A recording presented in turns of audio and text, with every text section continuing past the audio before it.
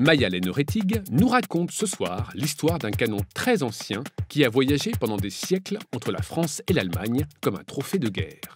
Écoutez plutôt. En l'an 1524, l'Allemagne est encore une mosaïque de petits duchés, comtés et principautés. L'un de ces territoires est la principauté de Trèves, gouvernée par l'archevêque et prince-électeur Richard von Greifenklau.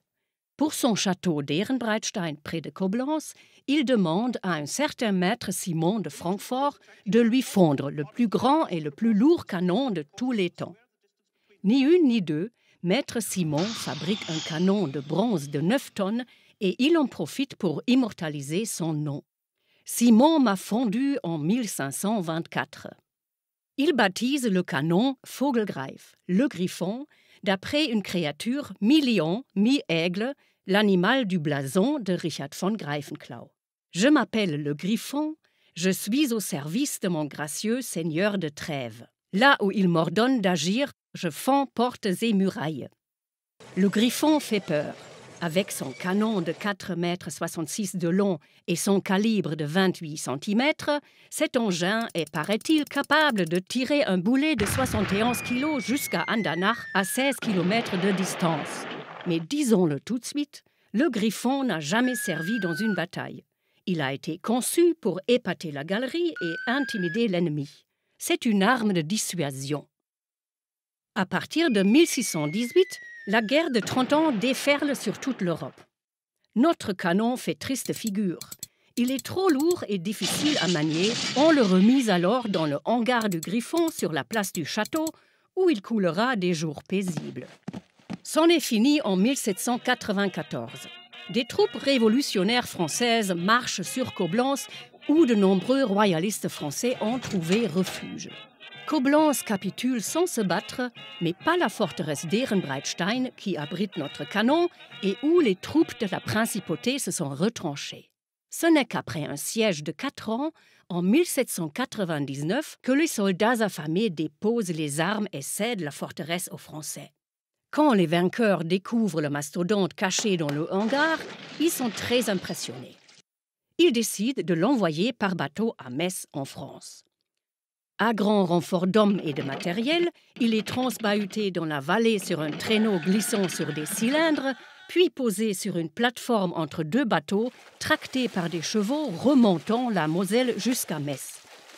Une fois arrivé à destination, le pauvre griffon est emmuré dans l'arsenal, à l'abri des mains ennemies. À cette époque-là, Coblence et toute la Rhénanie sont aux mains des Français. Jusqu'en 1815, date à laquelle cette région revient aux Prussiens. C'est là que les habitants de Coblence se souviennent de cette vieille histoire du vol du canon et réclament son retour aux Français. Mais ces derniers prétendent tout bonnement l'avoir scié et fondu, alors que le canon est toujours à Metz.